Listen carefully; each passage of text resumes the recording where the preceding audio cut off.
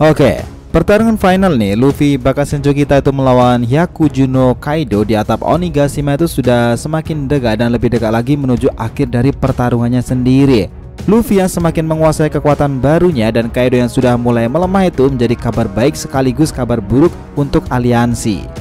Kekalahan Kaido akan menjadi penanda untuk kemerdekaan Wano Kuni ini setelah 20 tahun lamanya berada di bawah kekuasaan Orochi dan Kaido pula tentunya. Namun kekalahan Kaido ini pula akan membuat awan api yang selama ini membuat Pulau Onigashima itu terbang itu akan menghilang. Nah, tentu ini kabar buruk untuk semua orang yang saat ini masih berada di dalam kastil milik Kaido itu. Setelah mereka sudah berhasil mengatasi api yang sudah membakar hampir seluruh penjuru kastil ini, kini mereka kembali dihadapkan dengan masalah besar di mana tempat mereka berada sekarang ini alias Pulau Onigashima tidak lagi aman, akan segera jatuh ke pusat-pusat ibu kota bunga sendiri. Nah, bagaimana mereka akan melarikan diri nih dari Pulau Onigashima yang tengah melayang di udara itu, dan akankah nih akan ada keajaiban macam apa lagi kah nantinya? Oke, nggak usah berlama-lama lagi, kita mulai breakdownnya dari sini.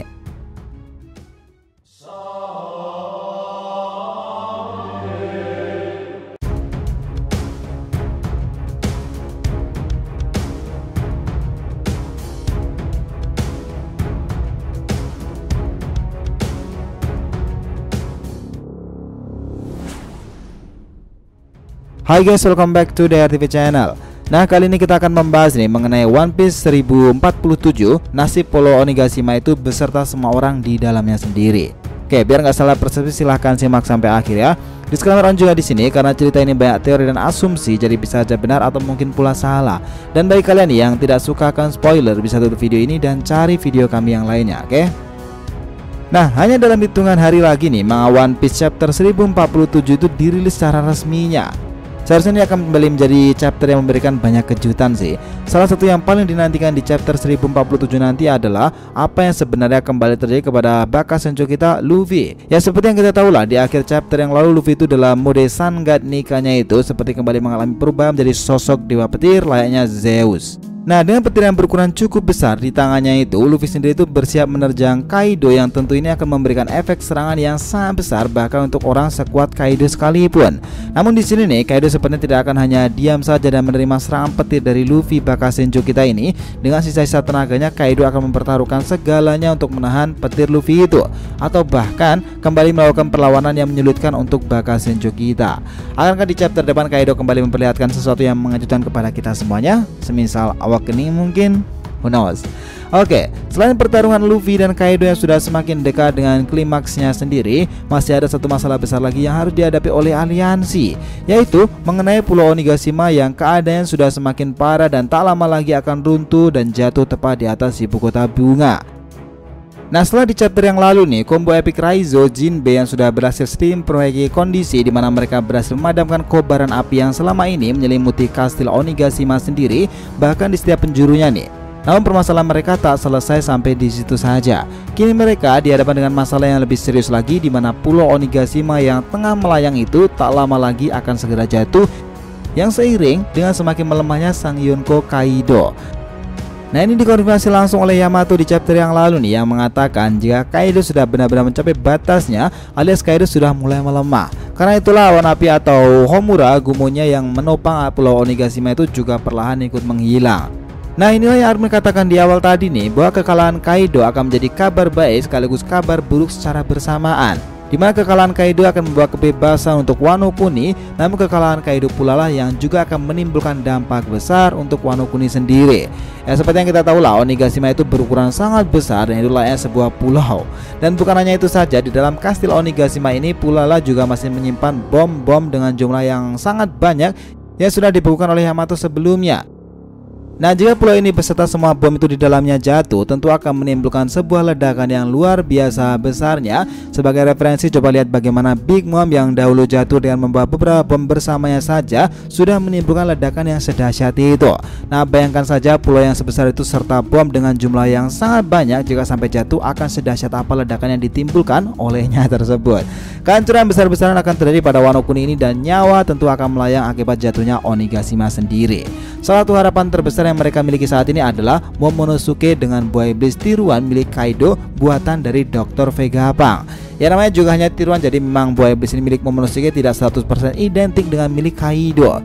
Dan bahkan nih sang penciptanya sendiri pun Dr. Vegapunk mengatakan jika itu adalah sebuah produk gagal. Ya walaupun nih tidak 100% kekuatan buah iblis aslinya ada di buah iblis tiruan yang dimiliki oleh Momonosuke sendiri, namun setidaknya 50-70% dari kekuatan aslinya itu sudah sampai cukup untuk Momonosuke menghasilkan Homura Gumo alias awan api itu guna mempertahankan nih Pulau Onigashima agar tetap melayang. Oke, di chapter depan nih kemungkinan kita juga akan diperlihatkan lagi dengan karakter Denjiro yang beberapa chapter terakhir ini tidak diketahui keberadaannya, bahkan sampai di chapter 1046 yang lalu pun masih belum diperlihatkan sedikit pun mengenai karakter yang satu ini. Nah, ada spekulasi mengatakan jika Denjiro akan menjadi orang yang mengeksekusi shogun yang saat ini Kurozumi Orochi, ini sekaligus akan menjadi pembuktian atas janjinya kepada tuannya dahulu Kozuki Oden untuk membebaskan penduduk Wano Kuni ini dari kehancuran yang sudah kurang lebih 20 tahun lamanya dialami oleh rakyat Wano Kuni. Jadi di sini nih kita akan disajikan pertarungan epik antara sang Akazaya utama Denjiro melawan Kurozumi Orochi dengan 9 nyawanya itu.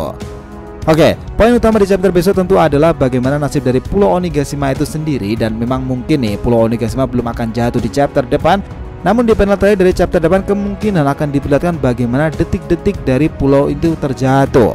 Oke lah, terlepas dari bagaimana nasib Pulau Onigashima ini nantinya, akan ada hal yang lebih mengkhawatirkan lagi untuk kedepannya. Itu adalah kedatangan pihak ketiga, dalam hal ini adanya pemerintahan dunia yang datang memanfaatkan momen dan mengambil semua keuntungan dari apa yang sudah terjadi di Onigashima itu. Terlebih lagi dengan Luffy yang pada akhirnya berhasil membangkitkan kekuatan yang sudah tertidur selama 800 tahun dan juga kekuatan yang sangat ditakuti oleh pihak pemerintahan dunia itu sendiri. Nah, seperti yang kita tahu pula nih, ini masih ada satu hal yang tersisa, bahwa anggota CP0 yang bisa menghubungi Gorosei bahwa misi pembunuhan Luffy telah gagal.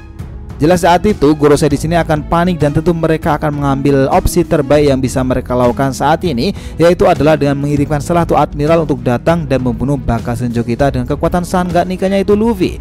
Salah satu nama yang mungkin akan menjadi opsi terbaik untuk Gorosei untuk menjalankan misi membunuh Luffy ini adalah Admiral Kizaru. Dan jika kalian masih ingat pun, di awal-awal Wano Kuni ini dibicarakan oleh pemerintahan dunia bahwa Admiral Kizaru ini alias Borsalino yang menawarkan diri untuk datang ke tempat tersebut. Does it make sense? Gimana menurut kalian guys? Oh ya, by the way nih, untuk kalian lagi nyari kaos bertemakan anime tapi nggak mau dikatain oleh seorang wibu, nah kalian bisa cek nih brand Asian Pop Culture DRTV Industries. Kalian akan tetap bisa tampil kece dengan kaos bertemakan anime dengan desain dan kekinian tentunya. Nah, di chapter pertama ini udah ada 2 desain bertemakan border yang kece abis nih dari DRTV Industries. Yang pertama adalah Kawaki Oni Dragon dengan Kawaki sebagai tokoh utamanya dan dengan perpaduan culture-nya pula tentunya. Dan yang kedua adalah Mitsuki Happy dengan Mitsuki sebagai tokoh utamanya dengan perpaduan culture-nya itu. Nah, di next chapter yang kedua nih, DRTV sudah menyajikan beberapa desain yang bertemakan One Piece ataupun anime lainnya dengan perpaduan culture Jepang tentunya. Nah, buat kalian yang penasaran, langsung aja klik link di deskripsi video ini, mumpung masih banyak diskon untuk pembelian lewat Shopee maupun Tokopedia-nya. Oke? So guys, itulah tadi breakdown kita nih mengenai One Piece 1047, nasib Pulau Onigashima beserta semua orang di dalamnya itu sendiri. Jangan lupa kasih saran di kolom komentar dan subscribe channel ini. Semoga cerita itu memberikan informasi dalam tiap pembahasan animenya. Thank you telah menonton DRTV and will be come back.